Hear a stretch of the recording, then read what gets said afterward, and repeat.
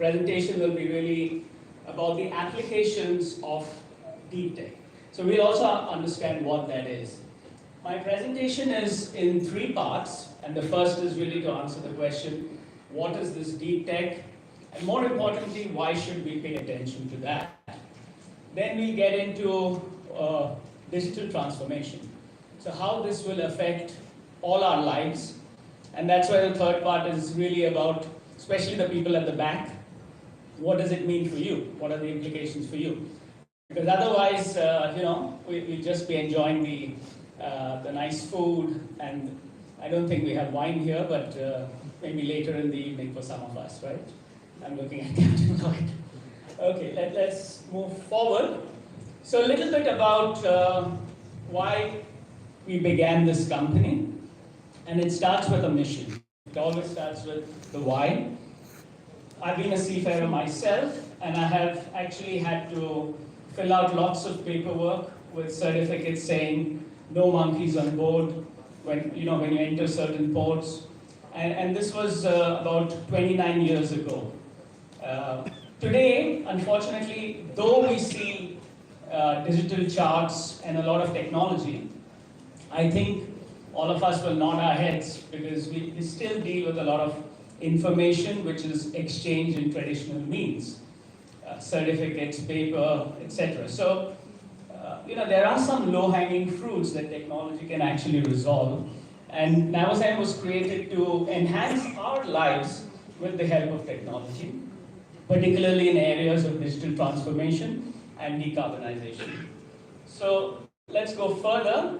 Again, we've come along the way. Some of us know us from our origins. It's a young scale-up. So, of course, OTG and Wärtsilä need no introduction. But Navozyme does need an introduction, which is why I've got a slide here.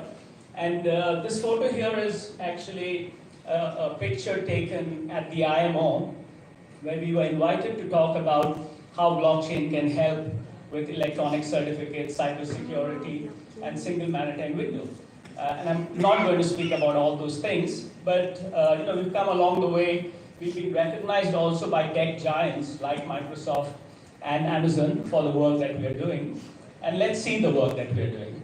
So what we do in a nutshell is to facilitate the interchange of information, data amongst various actors, to reduce the complexity and friction in our day-to-day operations. By reducing that, we hope to achieve a better life, and also lesser carbon footprint, productivity gains, and so on and so forth. And those who run businesses, it's also about cost savings. So I won't get into each of these solutions, but we'll see some examples along the way in the time frame that's allocated to us. Let's move further. And now let me answer the question, what is deep tech? And deep tech is a fancy word for technologies like blockchain, robotics, biotech, so quantum computing, etc. And the fundamental thing here is these are technologies that have substantial barriers to entry. They require a lot of time and technical expertise to be developed. But more importantly, they can have a profound impact on our lives. So on society, on the environment, and on the economy. So you need to pay attention to that. So blockchain today is actually already in your pockets, and you may not know that.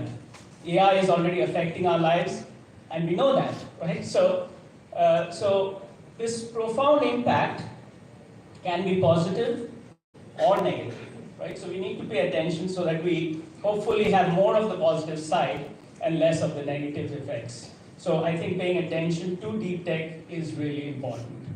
Let's move further. This is a photo I took pre-COVID here in the Philippines.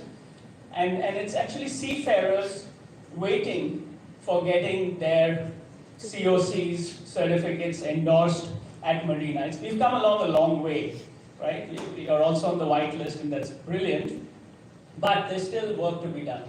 Here you see, not the Philippines, but you actually see the Port of Barcelona waste delivery receipt, which is basically a certificate to prove that you have not disposed of your waste of the ship in an inappropriate manner. Okay, it's moving on its own. No? I think you got something to do with that? No? Okay. Right. So let me bring it back here. And these, as you can see, have a lot of handwritten trails there, right? There are a lot of stamps, seals, and different colors of paper. And this is how we prove that it's authentic. So the technology that we are using today is actually about 700 years old, and it's time for a change.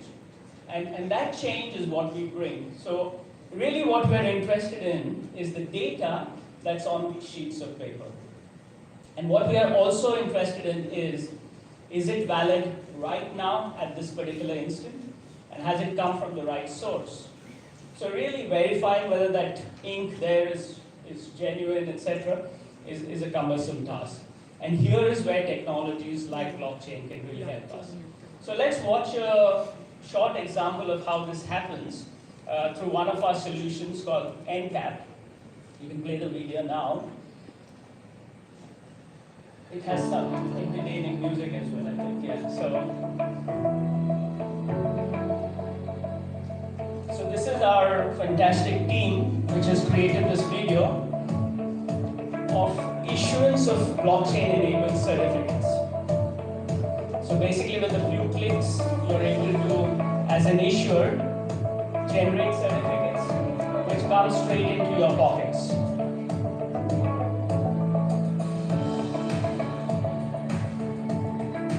Some of you may recognize that logo. It's from MAP, and they're one of our early adopters of this particular solution. It also has real-time veracity. Anyone can actually check whether the certificate is valid right now. And this check is being done through a distributed ledger technology network, rather than by somebody saying it's valid or not valid.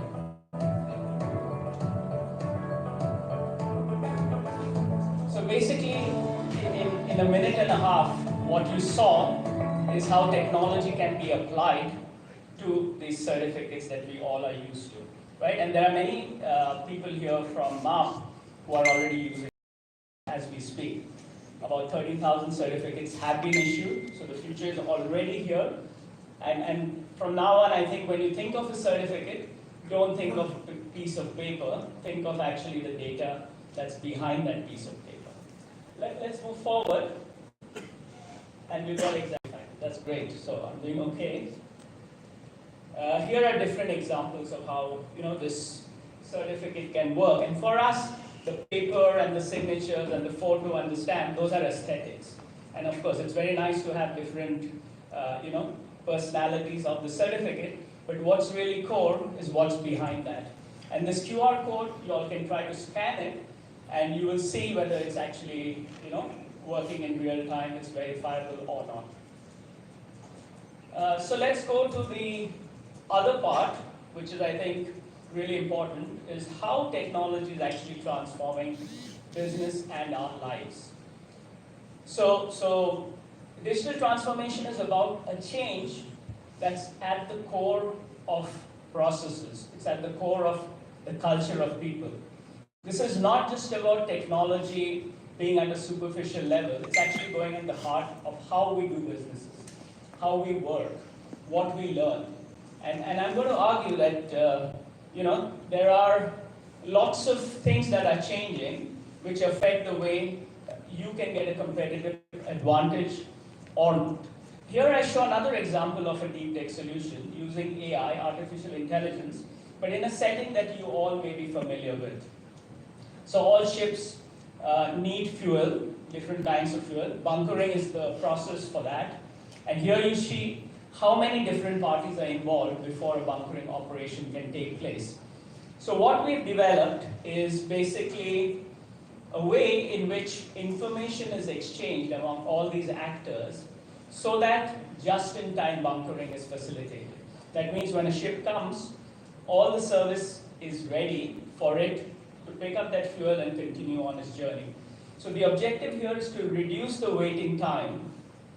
Every ship, whether it comes to a port, or it stops for bunkering at an anchorage. The purpose here is really to transport goods, right? The job to be done, if you may call it like that, is not so much to be in the port, but to really, be at sea heading towards the destination, right? So different technologies can help do that. And here we've actually run pilots in some of the most important bunker ports.